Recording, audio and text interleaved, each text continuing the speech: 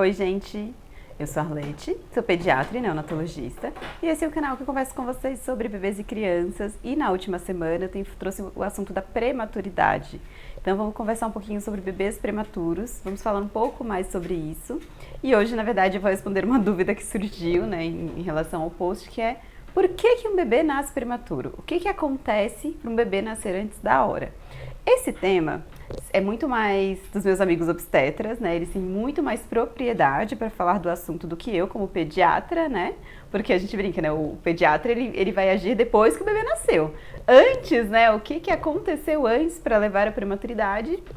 E a intervenção é do obstetra, mas é claro que a gente sabe um pouquinho, a gente sempre pergunta e tenta entender o que aconteceu naquela família, naquele contexto, para ter desencadeado a prematuridade, e por isso eu vou trazer um pouquinho esse assunto para vocês, tá? Só conceituando de novo, para quem não viu o primeiro vídeo, né, sobre bebês prematuros, assistam lá, mas o bebê prematuro é aquele que nasce abaixo de 37 semanas de idade gestacional. E a gente tem prematuros muito variáveis. A gente tem os prematuros tardios, que são os maiores de 34 semanas. Os prematuros que são intermediários, não tem uma palavra correta, mas ali entre 28 e 32 semanas. Os prematuros extremos, que são os menores de 28 semanas. E a gente tem também o conceito do limite de viabilidade, que é a idade gestacional a partir do qual a gente consegue prover cuidados que permitirão a sobrevida dos bebês.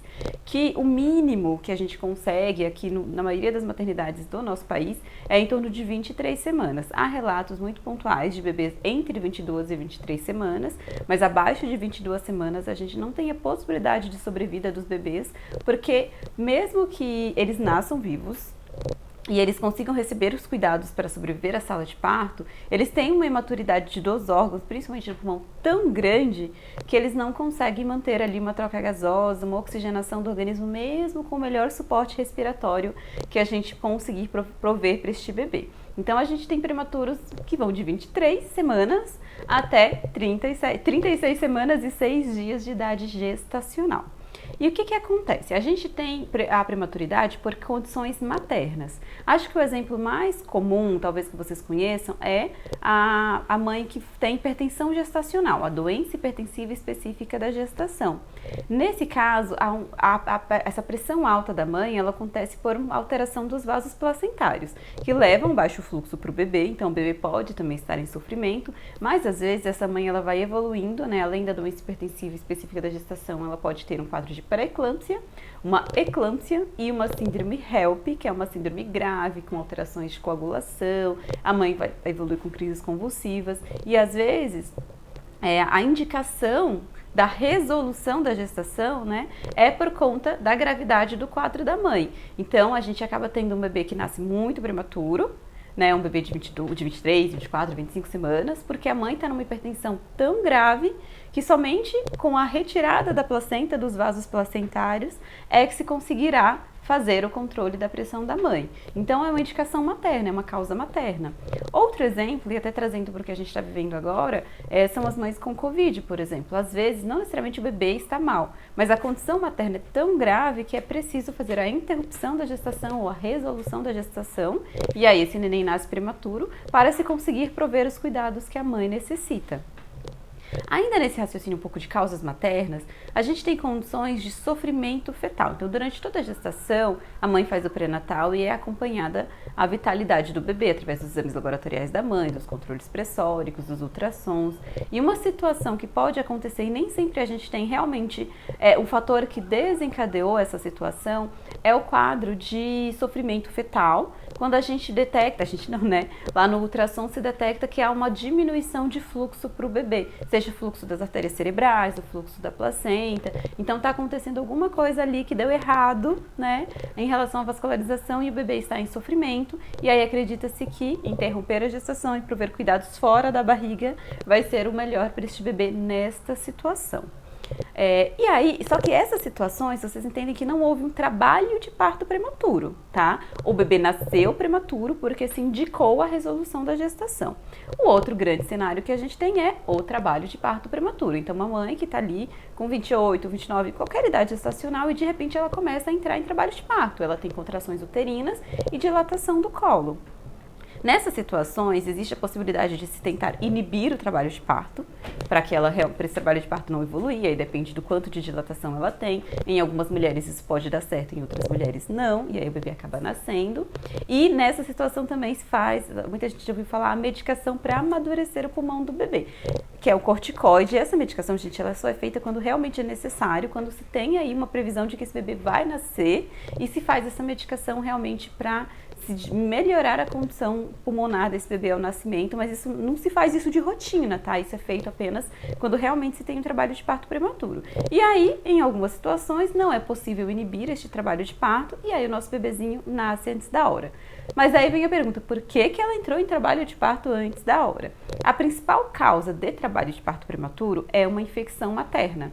Então, e a infecção materna mais comum que a gente tem é a infecção de urina. Mas às vezes a mãe ela nem sabe que está com infecção. Ela nem tem esse diagnóstico. O diagnóstico é feito depois do trabalho de parto. Então, por ela estar em trabalho de parto prematuro, aí se investiga algum quadro infeccioso e às vezes acaba se detectando uma infecção de urina ou alguma outra condição. Mas qualquer infecção materna pode sim desencadear um trabalho de parto pelo processo inflamatório em que a mãe se encontra. Então, algum quadro pulmonar, até periodontites, às vezes também, por isso que tem aquela questão do cuidado com os dentes durante a gestação. Então, até isso poderia sim, pelo processo inflamatório, desencadear um trabalho de parto prematuro. Mas muitas vezes a gente tem trabalho de parto prematuro e a gente nem consegue realmente definir aí que houve uma infecção. Mas a gente sempre suspeita. Então, o trabalho de parto prematuro é uma infecção materna até que se prove o contrário.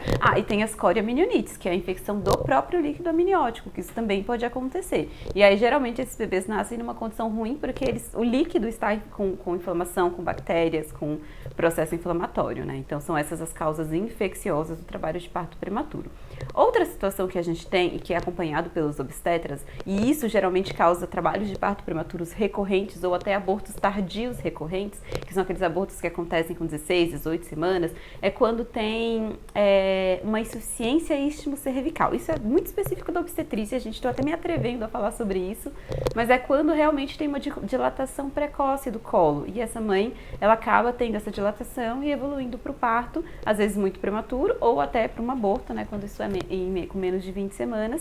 Nesse caso, quando existe a suspeita, e é possível fazer a suspeita pelos ultrassons, pelo acompanhamento pré-natal, existem procedimentos que se pode fazer. Tem um procedimento chamado cerclagem que evita a evolução para o trabalho de parto, mas nem sempre este quadro é reversível. Nessas situações todas que eu exemplifiquei para vocês, gente, elas são não são coisas que a mãe poderia prevenir. Claro, a doença hipertensiva específica da gestação tem alguns cuidados que se faz para se evitar, mas muitas mulheres têm esse quadro, por mais saudáveis que elas sejam, acabam evoluindo com esse quadro, tá? Nem sempre é possível prevenir.